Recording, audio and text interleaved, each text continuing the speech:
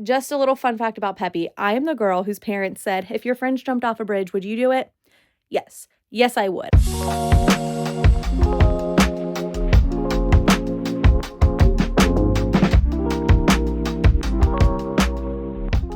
Hey, party people. Welcome back to my pep talk. It's been a minute, but we here. There's Carlito. Say hi. Hi.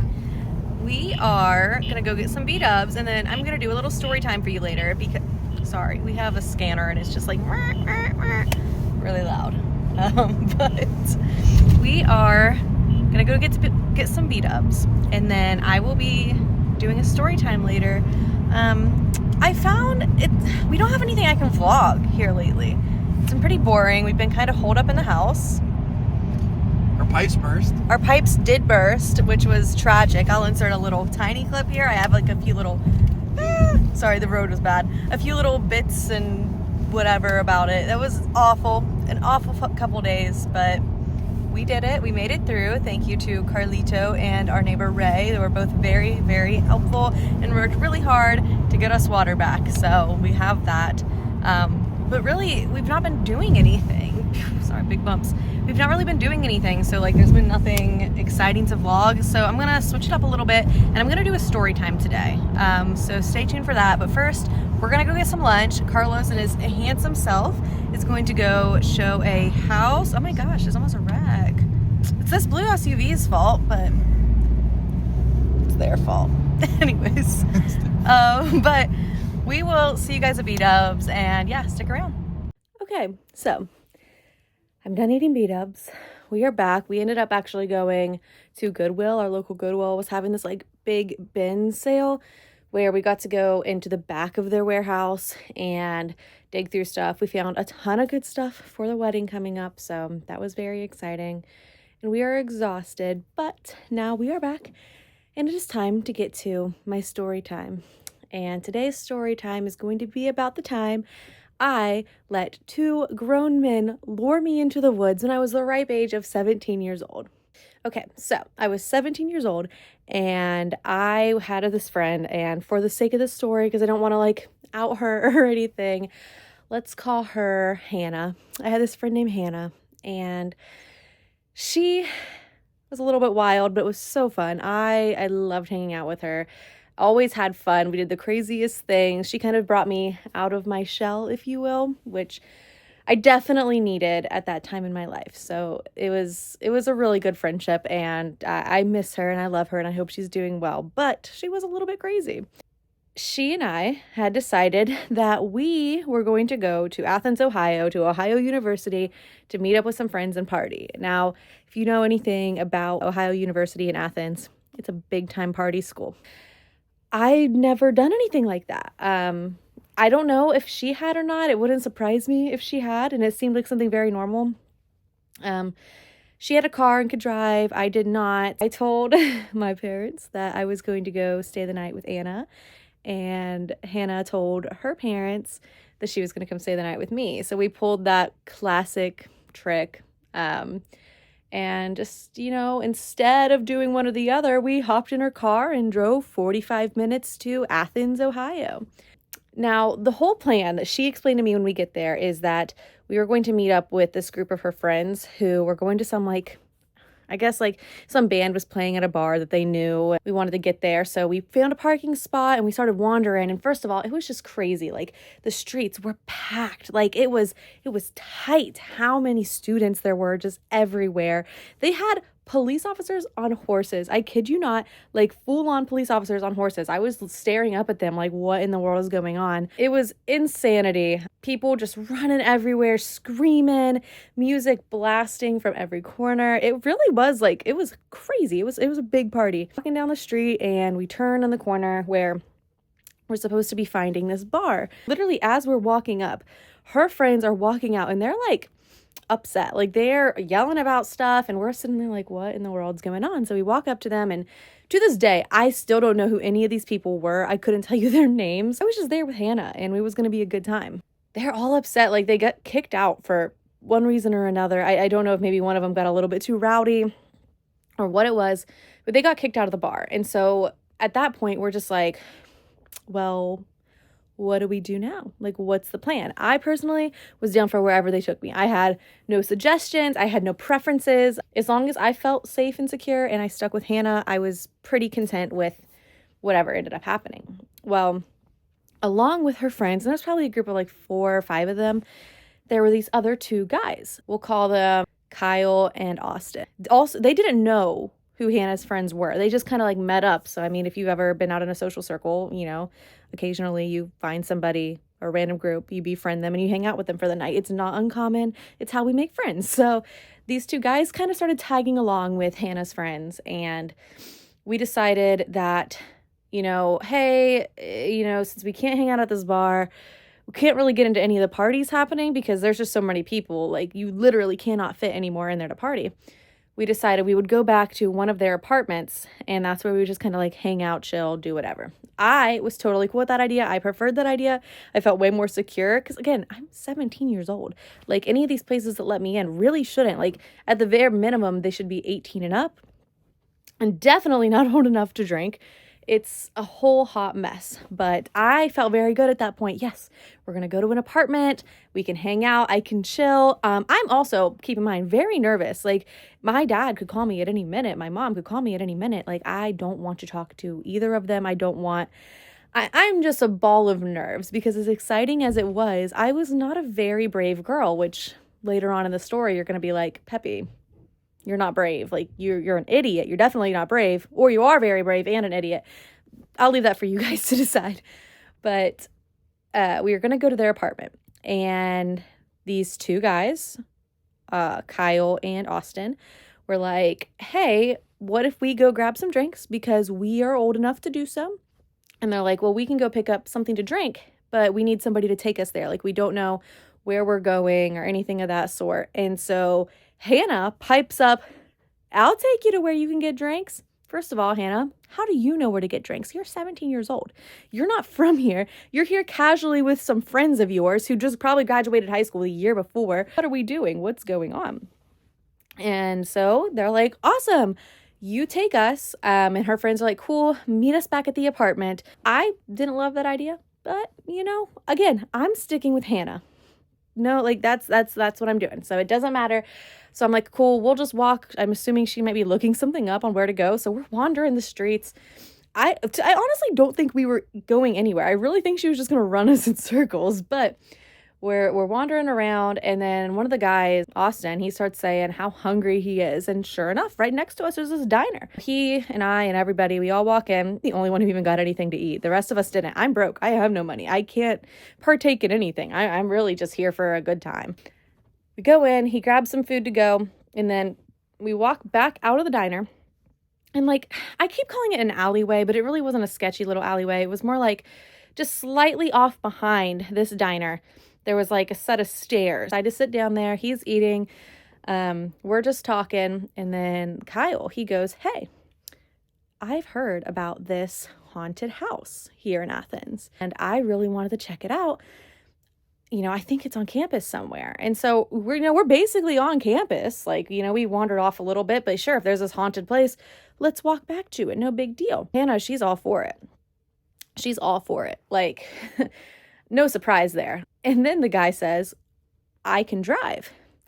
In my head, I'm thinking, you've been drinking. I don't really want to drive with you. But also, I'm just assuming, you know, we can just act like we will and wander off, okay? It's no big deal. Until he says, yeah, that's my car right there. Quite literally right in front of us. We had managed to wander right by, and they never said that before. They never indicated that we were by their car.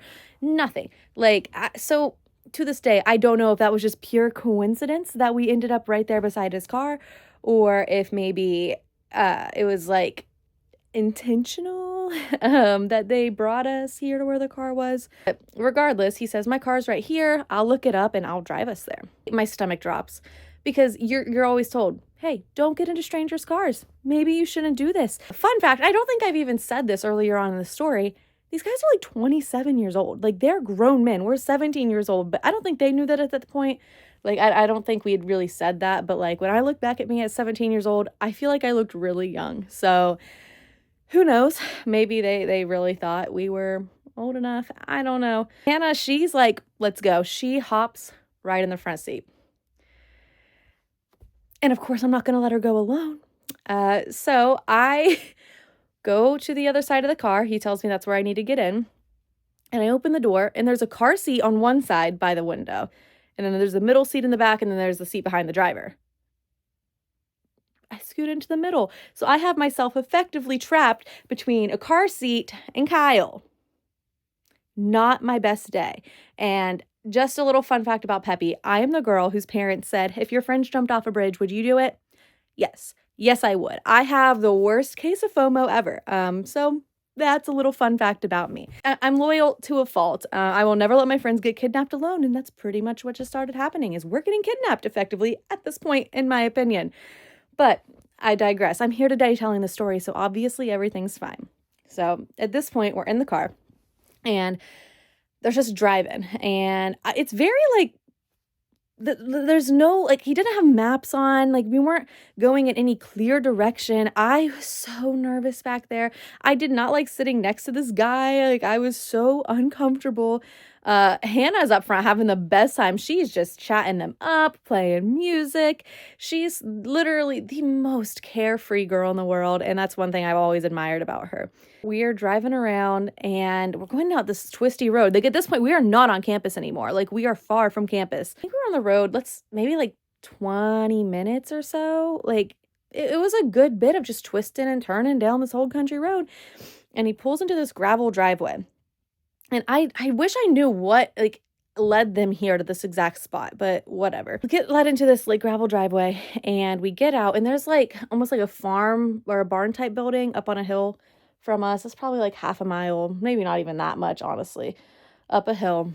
And Austin and Hannah, they start walking up there. And then the Kyle guy beside me, he also really wasn't all about all of this, the same way I wasn't.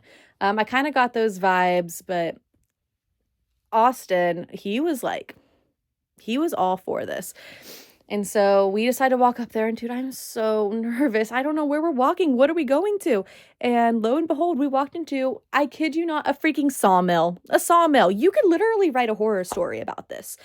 Two girls get in a car with two random guys. They drive down the road and they end up at a sawmill. You know, how does this story end? And we get up there, and it has like automatic lights. So lights just come on. Oh my gosh, I'm so nervous to this point. Like, petrified. I'm terrified. I seriously am like, I'm questioning all the decisions I've ever made in my life at this point that got me here. Like, this, it all ends here. The whole last 17 years have led up to this, and it's tragic. You know, my mind runs a million miles a minute. I have the most active imagination. I'm pretty sure this is the end. Thankfully, the sawmill was not the end.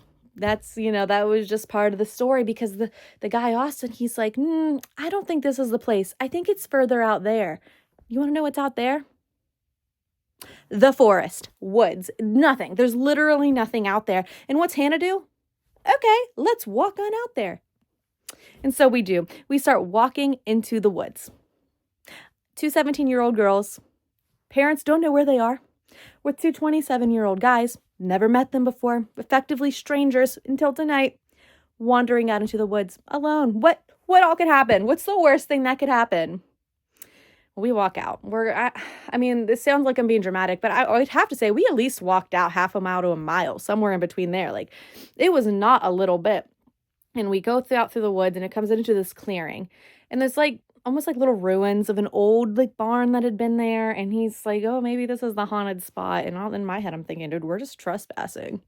This is somebody's old barn that they just tore down to move further up down the hill by the road.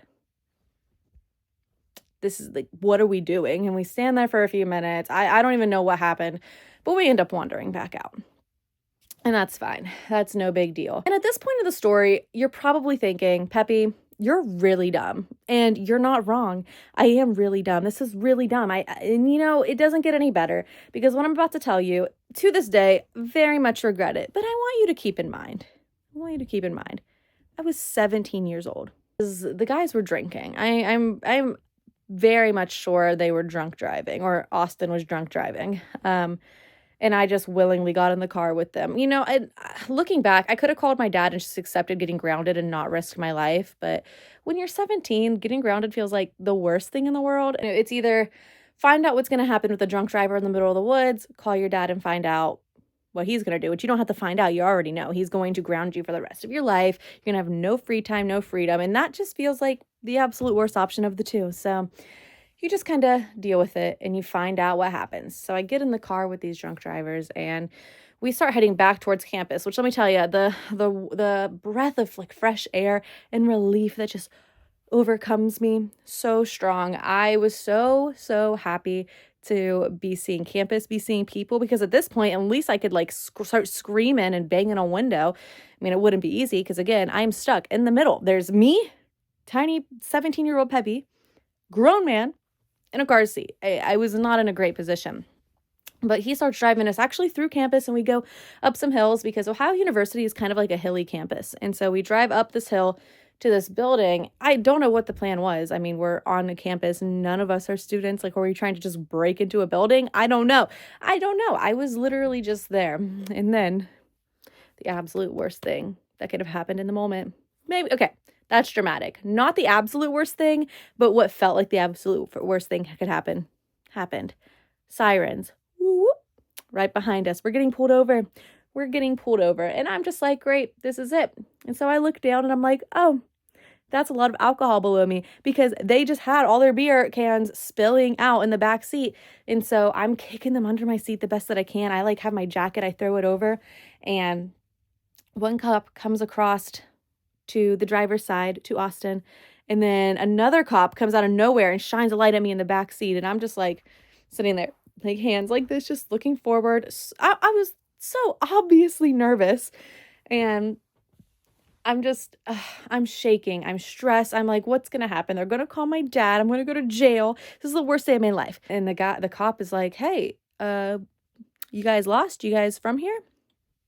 And he's like, no, we're all from Columbus. We're just trying to find our way back to the interstate. Just kind of keep getting turned around with all the people out and all the partying and the students.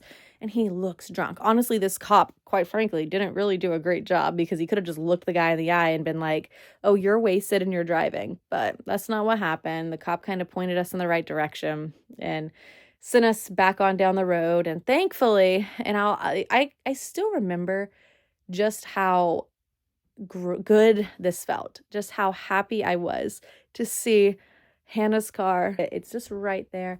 And they pull up beside it and Hannah says, okay, this is my car. I got to get out. And so we do. I remember just like, I feel like I almost started crying because like I was just so stressed out during all this and honestly kind of mad at Hannah, but I would never express that because I really just wanted to keep having fun with her and going and doing things because she made my life very exciting. It was stuff that I would not regularly have done on my own. And we go and we get in her car and we're like, what do we do now? Like, we've been gone at this point. Like, I will say, I've not given a good time frame here. It's been about an hour and a half, 2 hours since we've seen her friends. So, like, at this point, they're probably passed out at their apartment or, like, we're not going to be able to get a hold of them to find out where to go. And so we're just like, okay, well, we just got to drive home. But here's the issue. My parents think I'm staying the night with Hannah. Hannah's parents think she's staying the night with me. So, like, where do we go once we get back home?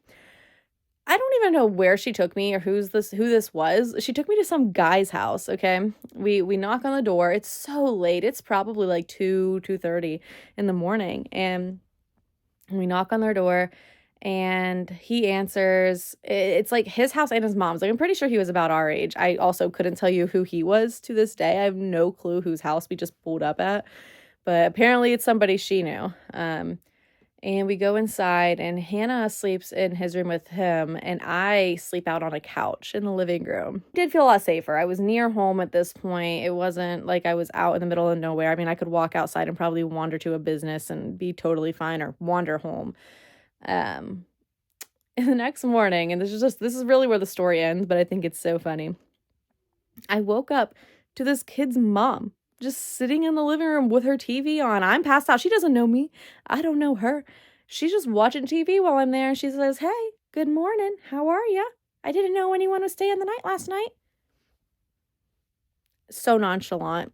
And no questions asked. Some random girl sleeping on your couch and you're just like, hey. I don't know.